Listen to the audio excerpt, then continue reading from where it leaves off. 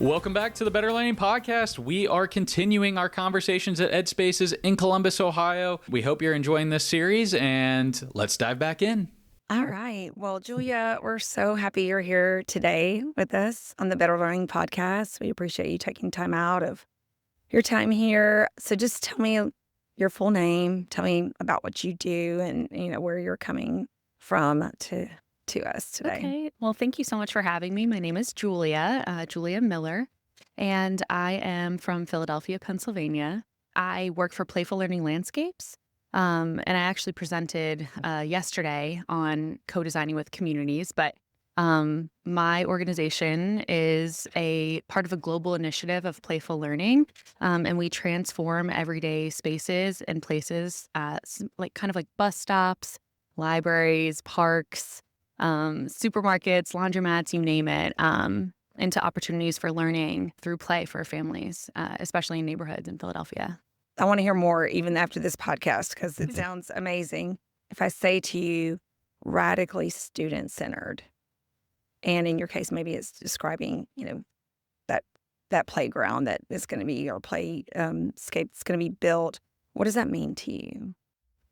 So I used to be a teacher, so I definitely understand this concept wholeheartedly, just because I really truly believe in centering every type of design for children so that they are the leaders in whatever we create together. And that goes for, my previous classroom that I ended up turning into a play space. Long story. Nowadays, I think radical student-centered design looks a lot like making sure that we're co-designing with students so that their voices are heard in every step of the way throughout the process of creating any kind of installation for, children and families that live in that specific area. And because, we're constantly working with families to make sure that we're listening and we're hearing what they have to say throughout the co-designing process, we want to make sure that everything that we do create is implemented in the final design. And that, that really, to me, makes me think that that's very centered around students and kids. I agree 100%. I want to think about designing in that process in particular.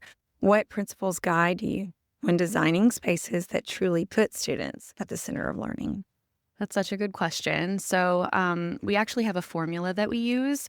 So our organization is very evidence-based, and we take a lot of research from the researcher Kathy Hirsch-Pasek from Temple University. And we really focus on the how children learn and then what children learn, which is what we like to call the 6 C's.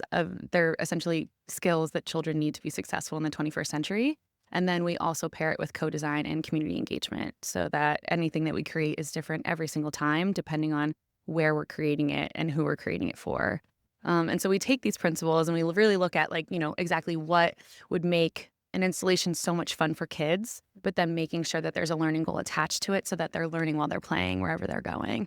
So tell us about those 6 C's. Sure. Thanks for asking. So we do focus on how children learn, and then the what children learn are the 6 C's. And those are the skills that we know are going to be best for kids' development and also their success in the 21st century. And so the 6 C's are collaboration, communication, content, which is math, STEM, literacy, all of the things that are in schools. And then critical thinking, creative innovation, and confidence. And so we aim to use 1 or 2 of the 6 C's to implement into a final design. But an argument could be made when you look at one of our fun interactive pieces that, all 6 could be implemented at the end. But we want everything to be playful. But then in order for it to have a learning goal, we use the 6 C's to embed in the design so that it's really fun for kids and then they can learn while they're playing. You can picture, different installations that aren't really necessarily playgrounds, but we really do try to create, I guess I would say, very, very fun, interactive, and engaging installations that are so much fun for kids so that they can, collaborate together, or they're communicating with their caregiver and child. If you can picture an I Spy mural on a wall that is in a neighborhood that is, not always accessible to every, you know what I mean? So Yeah. we really do focus on fun ways to use the built environment, but then adding playful elements too. to these spaces. Yeah. Kind of circling back to that radically student-centered concept, how do you see radically student-centered approaches to design, like, evolving over the next 5 to 10 years? Well, in my work, I know that I do see a lot of people thinking about when they hear co-design, they're like, oh, okay, like we're adults and we're designing for the students because we have their best interest in mind. But I think that will evolve eventually because I think more people are starting to have conversations around, oh, well, how can we make this more inclusive for kids and all kids so that they can be involved in the process because they're citizens too. They're just little, and so their voices deserve to be heard. And so when we are kind of working on an installation for a neighborhood or families or organizations in Philadelphia, we really do make sure that the kids get to play and do fun activities while we prototype with them, and we make sure that like the next time we see them and their families notice, like a lot of their ideas are implemented into the next iteration, and people are talking about how meaningful that is. And I think because it's so meaningful, other people are going to pick up on why and want to hopefully model that process because it's so based on, kids and students.